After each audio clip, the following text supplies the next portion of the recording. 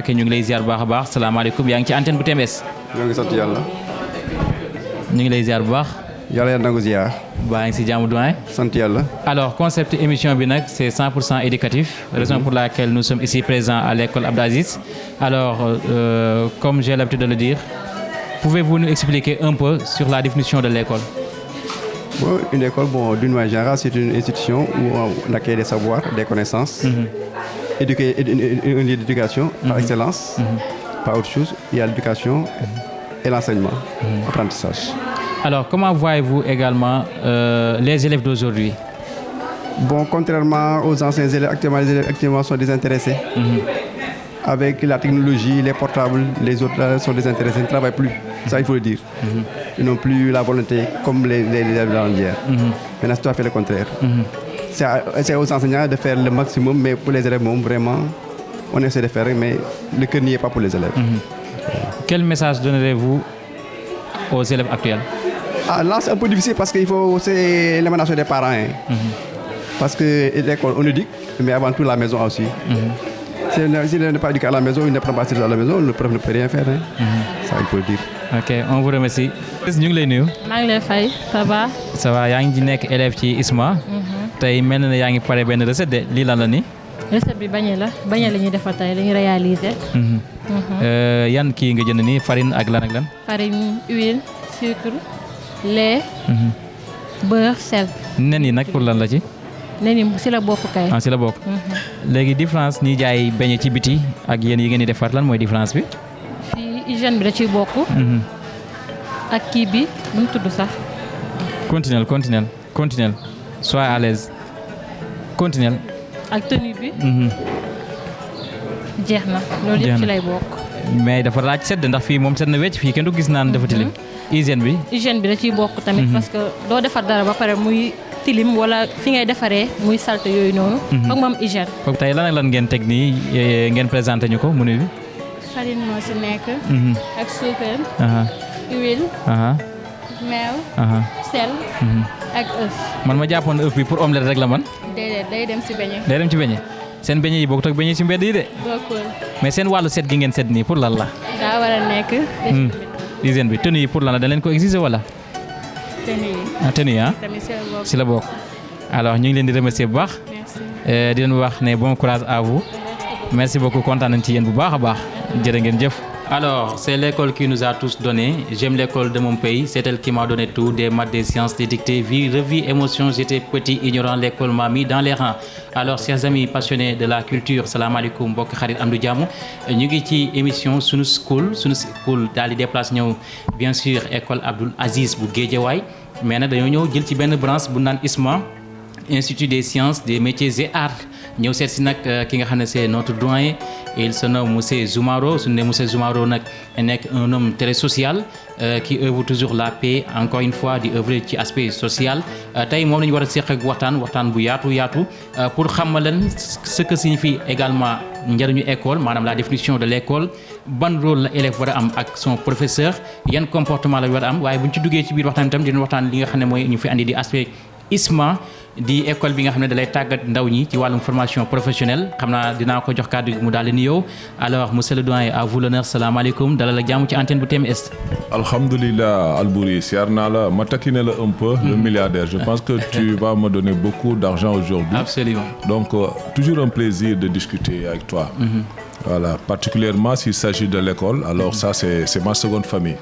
Ok. Alors tey ñu dugg ci waxtaan bi bu ñu la bëggoon laaj lan mooy la définition de l'école. Donc l'école moi je définis ça comme temple du savoir.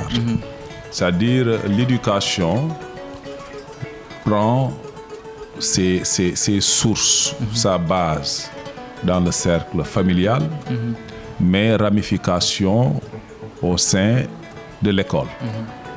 Donc l'école, ça forge, ça forme, ça inculque des valeurs, une personnalité. En un mot, ça forge l'homme, ça forme l'homme, le citoyen modèle, apte à relever les défis des temps modernes, mais à conjuguer avec les réalités. Donc l'école, c'est par essence alors le temple du savoir. j'ai l'habitude de prendre ce triptyque pour dire que l'école, c'est l'art de faire savoir et de faire aimer le savoir. Donc il y a le savoir-faire, le savoir-être, le savoir-faire et le savoir-être. L'école daal, en un mot, ça forme un citoyen moderne. Un citoyen moderne. Alors loolu lay définition de l'école mu daal di ko toj léegi bu ñu duggee ci l'élève ak son professeur par exemple parce que l'école c'est la deuxième famille léegi ban comportement la élève war a am envers son tuteur. waaw xam nga les choses ne sont plus où elles étaient auparavant. ok li anglais di wax things are crumbling down. ok. Ouais, things falling apart. Il y a les choses se dégringolent. Les valeurs sont un peu biaisées. On assiste à une prostitution des valeurs. Comprenez le sens bi may wax. Ne prenons pas ça au sens péjoratif, prenons ça au sens amélioratif. On assiste à une prostitution des valeurs. Parce que actuellement, avant, alors le maître, c'était comme un sage, pour ne pas dire un dieu. Il était respecté de tous et il faisait la fierté des élèves. Donc il y avait l'aspect modèle donc, que symbolisait le professeur. Mais avec ces métamorphoses qui touchent le milieu scolaire et qui dénaturent le rapport entre professeur et élève, okay? On assiste quand même à autre chose. Hein? Et il faut prendre ça avec recul et analyser ça comme il se le doit pour savoir que ça ne va pas comme ça allait auparavant. Les professeurs, les élèves ne craignent plus l'autorité. Les professeurs, pour la plupart, ne méritent plus comme il se le doit de porter le manteau d'autorité. Alors du coup, il y a problème. Il y a problème. Bon, il y a problème.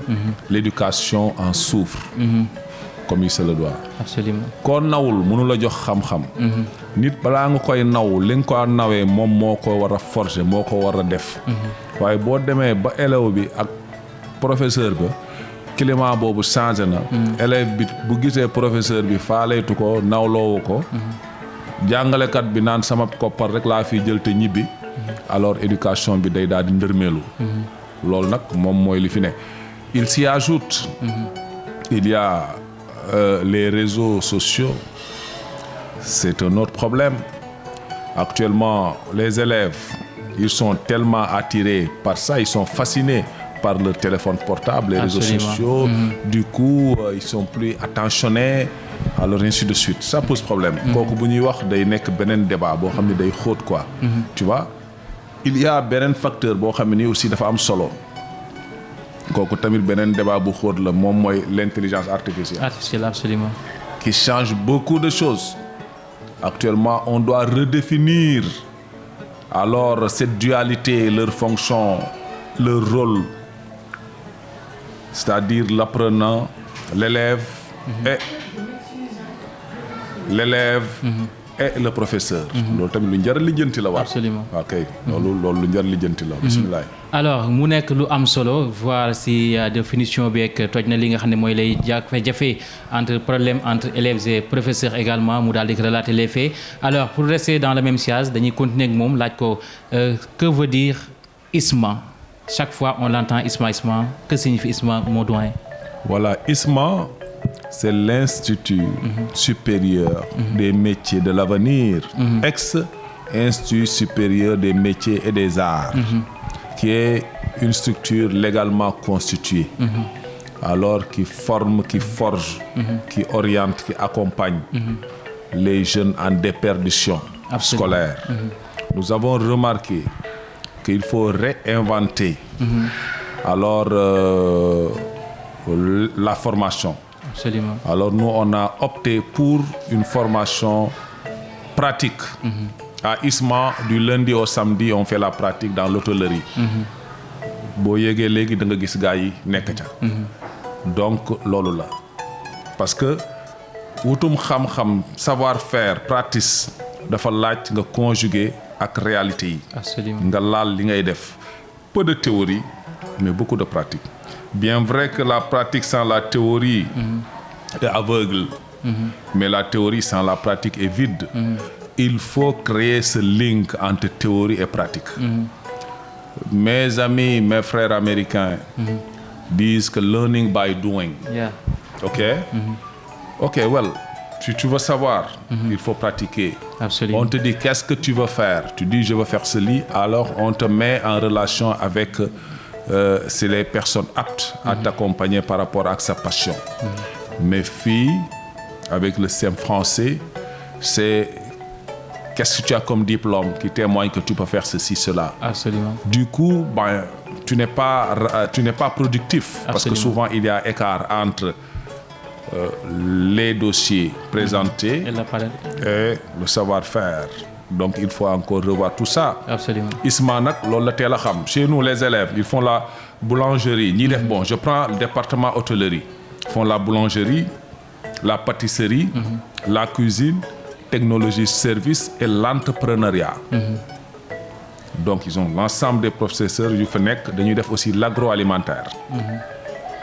Et puis nous avons des prix sociaux parce que nous voulons lutter contre le désœuvrement, la déperdition scolaire. Absolument. C'est ça, moi, suñu créneau, moi, leitmotiv, moi, suñu concept. OK. Alors, si ISMA Bataille, depuis quand vous avez cette idée d'aller fonder ISMA, en quelle année vous avez créé? Bon, ISMA, ouais, tu vois, je n'ai pas la mémoire, je ne peux pas dire, mais ça fait presque 15 ans. Ça fait 15 ans d'existence. Absolument. Bon, ISMA, je l'ai créé.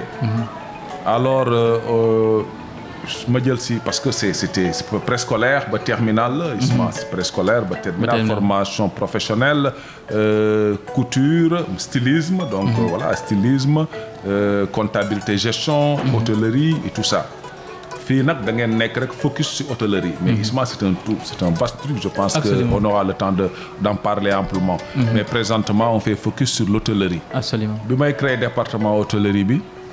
Alors, j'ai eu l'idée que vraiment, il faut vraiment innover dans ce domaine. Alors, il faut que les jeunes nous def focus sur la pratique. Du coup, chaque jour, nous des priorités sur la pratique. Et de ce que nous faisons, on tire les fiches techniques de réalisation, les denrées yufanek, ainsi de suite. Donc, il y a aussi la vente, l'aspect marketing de ce qu'on a produit. Absolument. Moi, je suis aspect entrepreneuriat. Nous savons avec les réalités digitales, comment entreprendre. Donc, c'est ça ISMA, au fait. Okay. Bon, ISMA a fait beaucoup de trucs. Voyager un peu partout, on a beaucoup fait. J'ai développé un programme avec les personnes en mobilité réduite. Absolument. J'en ai beaucoup formé. J'ai fait des émissions sur ça pour dire que nous avons droit aussi sur la formation. J'ai fait venir de la Casamance groupement Wailago Yoblen Toubab Dialaw pour former l'en. Bon, nous dem parce que j'en ai beaucoup fait. Ousmane a fait beaucoup de chemin par rapport à la formation professionnelle. Donc on a fait à Bambey, Serer, on a formé beaucoup de gens. On a été à Diourbel, on a formé beaucoup de gens. Et bon, voilà, pour ne citer que c'est bon. Bon, on a beaucoup fait. Absolument. Bon, voilà. Alors, sur l'aspect juridictionnel, est-ce que ISMA est reconnu par l'État? Nous sommes une école reconnue par l'État. Il y a ANP, je ne sais pas si je me des questions pour Google cette plateforme et tout ça. Donc, ISMA, ce n'est pas une école formelle, informelle. C'est une école formelle qui a déposé ses papiers, fini qu'on a déposé. Le centre de formation ni institut de formation là. Absolument. Les professeurs ils font que dañoo déposer seeni CV déposer yépp yóbbu ko ñu def enquête ministère ñu soog a def autorisation d'exercer. Donc ISMA donc est légalement constitué. Absolument. mu ngi liggéey ak ay écoles yu nekk bitim réew. Parce qu'il y a beaucoup d'élèves d'ISMA yoo xam ni voyagé na ñi ñoo ngi États-Unis ñi ñoo ngi ci yeneen pays. Canada ainsi de suite. Parce que l'objectif c'est ça aussi. Bon voyager aussi nga dem ak ce métier. Nga mun a vivre ce rêve. Nga bañ a voyager sans background intellectuel. Alors professeur nga en même temps doyen ci wàllum métier bi xam na ne itam yaa ngi forcer beaucoup de jeunes ci domaine bu ñu nekk may leen fit y compris moi-même fan ñu ngi gis nga recruter waat ay xale pour ci aspect communication sa diggante communication lan la ku ci mel ne Larisha ku ci mel ne Aïda ba ci man mi toog yaa ngi ñuy formé waat ci beneen aspect de communication amour bi nga am ci communication ak école bi lan la. Voilà. Bon voilà, moi je suis déjà un homme de culture. J'ai dirigé département culturel bi au niveau de Guédiawaye. Nekkoon naa zone nekk section culture. ASC bi li may tooñ sama ASC bi. maa fi njëkk a dugal coupe bi ñu fi njëkk a dugal fii football indiwu ko. culture la ko indi théâtre maa bind pièces yi. man sax dama doon jouer. Donc pour man. pour revenir ci communication. la communication c'est la base. de toute chose. Absolument. On peut pas vivre sans communication. sa doom bu juddoo. nekk xale. boo mënul communication sax dafa am looy gàllankoor ci màggam. liir bu ko ndey ji di xool bëtu yërmande boobu muy échanger ak moom. loolu da koy topp ci intellectuellement parlant. xale bu la jubee bu la xoolee rek mu ngi communiquer yow. war na ñëw wala warta ñëw. ragal na la wala ñeme na. kanam du kaso waaye koo fa tëj mu xam ko. loolu communication moo tax ñu koy wax. la communication peut être souple silencieuse. mais ne peut pas s'absenter. S'abstenir de communiquer c'est communiquer. Alors. Donc la communication c'est la vie. Même les professeurs yi may faral di wax. ku mënta communiquer mënoo nekk un pédagogue. Absolument. Il faut savoir communiquer donc man communication c'est ma vie. C'est alors gis nañ ne communication c'est votre vie mu nekk lu jafe lool di aspect bu am solo. Alors pour terminer cette première partie de l'émission vu que na dinañ amaat yeneen waxtaan incha allah ñu dugg ci aspect sama permis. ok ISMA lii ak sama permis naka la ISMA def ba mu am xel moom ne dafa andi xale yi nga xam ne bëgg nañ permis te mënuñ ko am mu jafe woon lool yéen ngeen def ko amoindre ko. Voilà donc sama permis. Nous avons formé des centaines de jeunes, des centaines de jeunes à Rufisque, à Pôle emploi Rufisque bi. Nous avons signé bien un protocole avec Sénégal Service, zone sud bi, avec Abdou Ndiaye, boo xam ne moo yore responsabilité bi. Donc tout ce qui est pôle Sénégal Service mooy les pôles emploi yi de Dakar. Donc am nañu protocole ak ñoom. Mais protocole bi ñoo ngi defagum focus ci banlieue bi. Alors sama permis ça vise à jox ñëpp seen permis mais à innover. dafa am formation en développement personnel en leadership. boo xam dañ la koy def. dafa am formation en secourisme. nga xam routier naka ngay comporter woo. parce que nous avons remarqué actuellement citoyenneté moom moo war a lal nga am permis bi. boo amee permis te amuloo citoyenneté moom mu indi problème bi barki dem la ñu wane ay camions yu dàqante ba gis nga jëy yu mu indi. comportement yeeg yëpp. moo tax ñun nag dañu ni à 80 000 francs. da ngay am sa permis. hors taxe timbre yi parce que da nga am timbre yoo xam c'est état c'est 2 timbres c'est l'état mais 80 000 francs boo koy bokk da ngay ñëw nga joxe sa frais d'ouverture de dossier. estimé à 5 000 francs. Absolument. boo paree boo ñëwee pour démarrer nga xool noo mu ko mun a fayee. noo ko mun a fayee rek nga dugg ci classe bi commencé jàng par tranche. boo paree nga jot sa permis et puis dañ lay accompagner si examen yi nga fa war a def. ku mel ne bu nekkee ci phase théorique bi. dañuy def examen blanc wan ne lii moo lay xaar ca bërëb ba ñu def examen blanc xool d'habitude nous avons presque ay taux de réussite de 100%. ci théorie. pratique aussi nga am teewlu. on a des moniteurs vraiment qualifiés donc c'est ça. programme boobu mu ngi fi d'ailleurs je profite pour wax sama team. communication bi. dinaa leen may possibilité ñoom ñëpp ñu am permis. ok seen li ñuy fay rek moom mooy seeni frais de dossier ak timbre yoo xam ne état ko moom. mais le reste lépp ISMA dana ko jël en charge. mais par ailleurs nañu vulgariser sama permis bi. mu dem fu nekk ñu xam ni vraiment sama permis dafa am solo. nañu dem école yi parce que am na concept sama permis school. ñun tam ñu lancé ko je compte beaucoup sur seen team digital ngeen dem rencontrer terminalistes yi waxtaan ak ñoom. boo bëggee continuer sa jàng. da nga war a am da nga mun dawal. parce que dëkk bi dafa am solo. quand tu voyages dafa bokk quoi permis dafa bokk ci nit quoi. xam naa loolu la ñuy bàyyi yow nga yoroon ñu relation doxal ñu ko. ñu àggale émission boobu ak ñoom itam. jeex na gën a fësal li nga xam ne moom moo ñuy xaar ñun ñëpp. parce que l'éducation mën nga ko def mais am na talent bu inné bu nekk ci yow te monde bu ñu toll sax dafa laaj nga mën dawal. ba pare génn talent bi nga xam ne moo nekk ci élèves bi loolu moo sabab concept l'émission Sunu School ñi ñuy bàyyi xel yaakaar naa ne dañ ne quand l'excellence est une tradition la perfection n'a pas de limite raison pour laquelle ñu toog ak un des doyens bi nga xam ne am na 4 temples S yëpp mu nekk savoir bu mu wax le savoir faire savoir être savoir devenir loolu lépp mu nekk ci moom macha allah doyen. alors yaakaar naa yaa ngi woon fu am solo ci wàllum permis yi le temps que ñu tëj émission bi. voilà donc du coup sama permis bi am na solo. may naa leen yéen ku nekk possibilité nga suivre ko. mais aussi ma jox leen opportunité ngeen vulgariser ko. parce que li may wax moi seul je peux pas tout faire. absolument. j'ai beaucoup de choses mais je compte énormément sur les jeunes la jeunesse. j'ai une équipe tellement jeune. boo leen yéegee ci kaw y a que des jeunes ci bureau yi. absolument. donc tey jii communauté digitale bi jox naa leen bureau. ne m'attendez pas pour prendre des initiatives.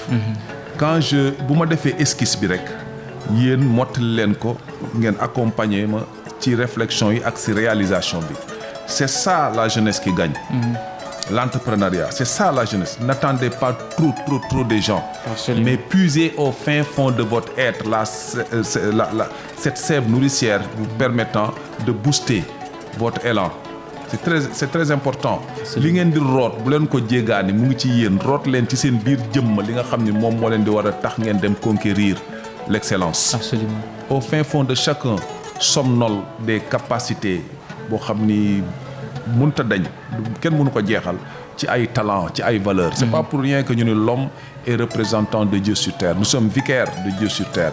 Donc l'homme doit croire à ses potentialités. waaw boo ko gëmulee rek tu cesses d'exister. Absolument. yàlla na yàlla barkeel. amiin. yàlla na yàlla yokk xéwal gi. amiin amiin. yàlla na yàlla yokk sutura si. amiin. yëf yi daal mu ngoog. waaw dawal leen doxal leen. man du ma fi nekk lu bare. parce que quand je responsabilise je me retire. C'est comme ça. Quand je fais confiance à une équipe, absolument, je me retire pour me bàyyi leen ñu dawal. Absolument. Alors, merci beaucoup. C'est un plaisir vraiment de partager cette expérience. Monsieur Zoumaro, le doyen de l'école ISMA, Institut des sciences, des métiers et arts, comme nous l'avons dit, une école professionnelle. bu lay tàggat ci tout ce qui est formation def ko ci yow tàggat la ci yow moo xam lépp li nga bëgg ci domaine bu nekk rek am na fi am na itam li nga xam ne mooy sama permis yu ñu mel xam naa ne dama koy jaajëfal à chaque fois sama l'homme de l'ombre âgé de son vrai nom lu mu camérawul rek baaxul comme ni ñu koy xëyee mooy jine caméraman yi di jaajëfal Larisha ak Aïda Gassama ñoom ñi nekk ci pôle de communication fii ci école bi ñu leen di sant bu baax a baax di gërëm également monsieur Kane ak bépp élève bi nga xam ne yaa ngi fii rek mu nekkoon seen émission Sunu School di ngeen am numéro commercial bi ci suuf pour bépp école bi nga xam ne rek soxla nga émission bi boo ñu contacter dina ñëw ba si école seq ak yéen waxtaan bi bu baax a baax a baax talent bi ne loo ci élève bi lañ bëgg a wane gars yi jërëjëf AG